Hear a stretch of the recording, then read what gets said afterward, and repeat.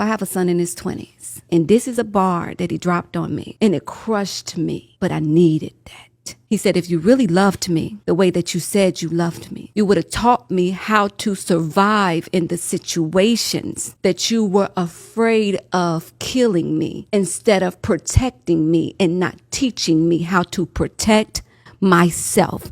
And that is what happens when mothers think that they can raise men. We don't teach them how to protect themselves the way that a man teaches a man how to protect himself. What we do is we coddle them, and we become this wall of security that come crashing down when they get to smelling theyself and they in their 18s and 19s, and now he can't live in your house no more, and you send him out into the world unprotected, and that's why he resents you. I put my first brother in jail in 1994. He didn't mind going to jail.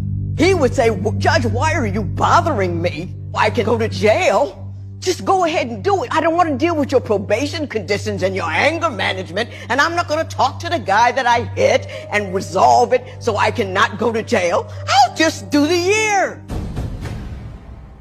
We used to pick cotton. Now we are the cotton. We are the product in the system, in the paid prisons that they make money off of. And they count on you guys not being able to handle your emotions. So you go. Not over millions of dollars, not over the health and welfare of your wife and children. Some words. Every brother I sent to prison didn't know what the fight was about. All he knew is how he felt about it. I am my ego. I can't take that. I can't be disrespected. I need you to sit whatever nonsense happened today down, because it matters to me what happens to my. I think she on point, but tell me, do you agree? We have adopted some wrong standards. We are judging our men many times by the wrong value system. We are using his children sometimes against him.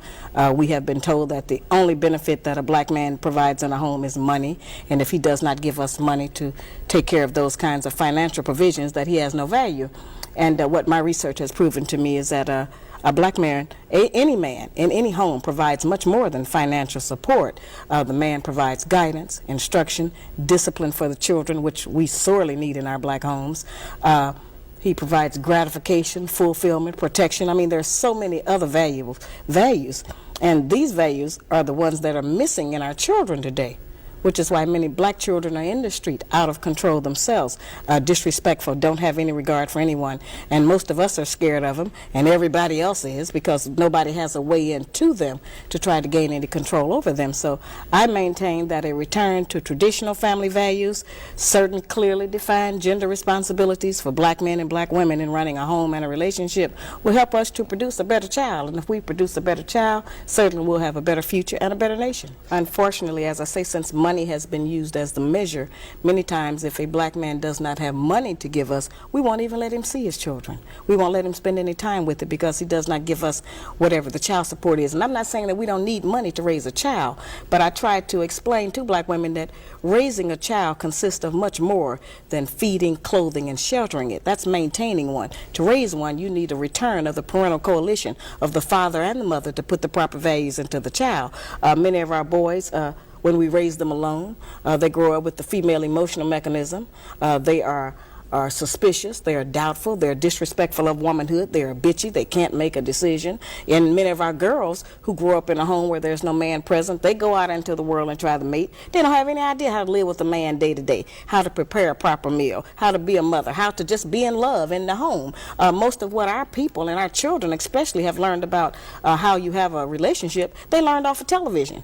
And television doesn't represent our needs. And so a lot of the confusion has come, from outside agencies that we have not recognized just how detrimental it has been to us as a people. That's real. That's real. Listen, man, when we start cleaning up our communities, multi-billion-dollar, trillion-dollar companies is going to lose money, right? And they feed their families off of us killing each other. They send their children to school off of us killing each other. They live in mansions and drive on yachts off of us killing each other. The ambulance, the police officers, The pharmaceutical industry. When you get shot up and you got to take them perks and them pills, that's money. You see what I'm saying? That they losing when we stop killing each other. The ride to the ambulance, you get a hospital bill for that. They start losing money when we stop killing each other. You understand what I'm saying? The obituaries, the funeral homes, they start losing money. The lawyers that we paying millions of dollars to get us off this case, they start losing money when we stop killing each other. So you don't think it's somebody that's sitting in the back responsible for making sure that we keep killing each other so that they can keep eating? When you go to prison, each inmate, they make money, bro, off of the inmates up in there. They make money off of our free labor in prison, building stuff for them. You see what I'm saying? So you don't think it's people out here that's like, no, let me promote this rapper talking about sliding on the ops. Let me promote you trolling these brothers for somebody that you done killed. Because the more you incite them to murder and kill, the more we eat.